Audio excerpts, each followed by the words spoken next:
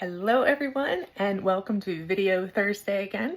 So I thought I'd do another video this morning and show you my top tip.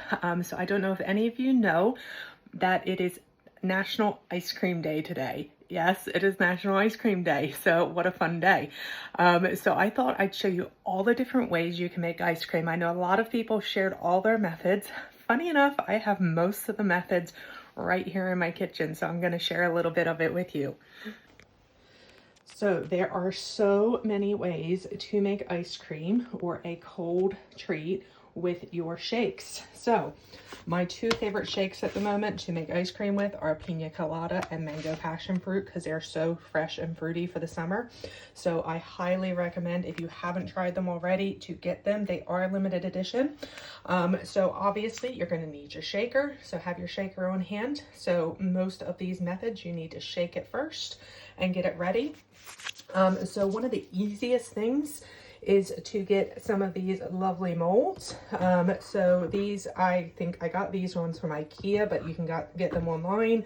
You can also get little disposable like pouches that you can use for them. So these are very handy to have on hand. Obviously you're gonna have to wait for the mixture to freeze, but these are really great. I think one shake usually does at least two of these. So great to have on hand. Again, just shake, pour it in, put it in your freezer and wait for it to freeze. I showed you my little blend with ice method last week. So that is what I use my blender for. Very handy, these ones, because it comes on the cup and you can just do it right in there.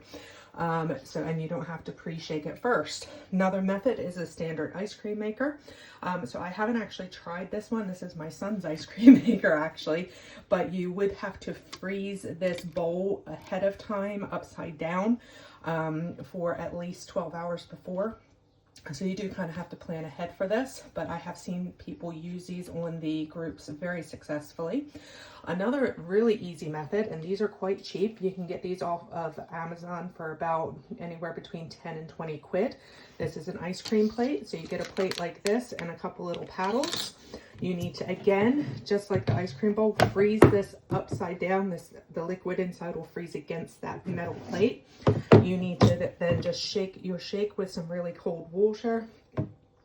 Usually a little less water for this. I use about 150 ml of water in my shake for doing it on the ice cream plate.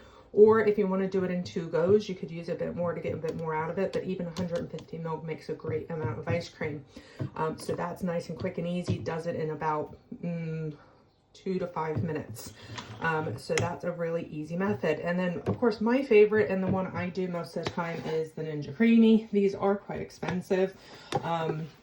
But I literally shake my shakes up in this. I have multiple of these. I keep them in the freezer filled with pre-mixed shakes. And then it literally takes a minute or two in the Ninja Creami. So some people do have these and say, oh, it comes out powdery. Here's my top tip for this.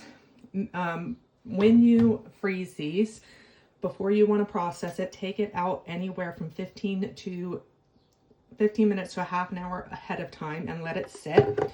Make sure the top of it is flat inside, because sometimes it will get a little bit of a bump on top of the mixture.